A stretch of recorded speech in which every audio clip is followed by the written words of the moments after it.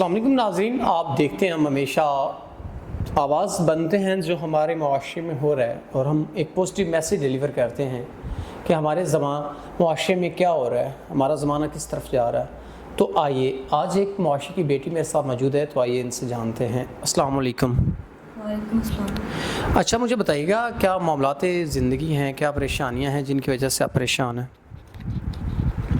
मैं अपनी माँ का वाह सहारा हूँ। हालात बहुत ख़राब हो चुके हैं, तो मेरे को साथ कोई कमाने वाला नहीं है, यानी मैं अकेली बेटी हूँ अपनी माँ की। तो मेरी माँ बहुत बीमार है, तो कोई खर्चा यानी मेरा नहीं है इतने हालात कि मैं उनको फेस कर सकूँ। तो मेरे पास इतने पैसे नहीं थे कि मैं उनका इलाज करवा सकूँ। तो मेरी वालदा जो थी वो अपनी बीमारी की वजह से इस दुनिया से जा चुकी हैं, तो मैं बिल्कुल अकेली हो गई। तो इस वजह से मुझे नेक्स्ट समझ नहीं आ रही कि मैं किस तरह फेस करूं हालात को, मैं क्या करूं। आप इस मुआशरे में जी रही हैं, मुआशरे की तरफ से आपको क्या नेगेटिव रिस्पांस मिलता है देखने को, लोगों के रवैये, या आप जब मार्केट जाती हैं जैसे भी, तो क्या लोगों की तरफ से रिस्पांस रहता है? मेरे रिश्तेदार थे, वालदा की वफ़ात के बाद उन्होंने बिल्कुल छोड़ दिया हुआ है, तो मुझे किसी ने अपना सहारा नहीं बनाया। तो इस वजह से ये कि अकेले कोई रह नहीं सकता इस दुनिया में, बहुत से हालात उनको फेस करने पड़ते हैं, लोगों के ताने सुनने पड़ते हैं जो कि बिल्कुल बर्दाश्त से बाहर हैं।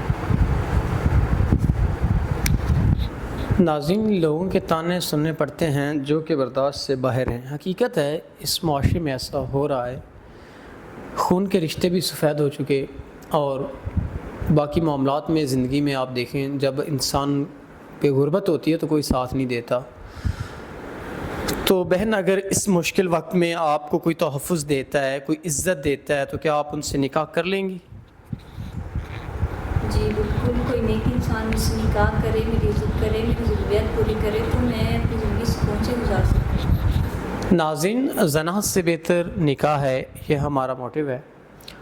तो हमेशा निकाह को आम करें। जो ऐसे मसाइल में लोग होते हैं, उनकी ज़रूरियात ज़िंदगी को समझते हुए उनकी परेशानियों को समझें और निकाह करें, ताकि वो गुनाह से बच सकें। पता नहीं कितनी ऐसी बहनें बेटियां यूँ धक्के खा रही होंगी, या जिनके ऐसे मसाइल होंगे। हमारा काम है एक पॉजिटिव मैसेज आप लोगों तक डिलीवर करना, ताकि जो मुआशरे में हो रहा है उसकी अक्कासी की जा सके। तो इसी के साथ अपने मेज़बान नवाब अहमद को दें इजाज़त। खुदा हाफ़िज़।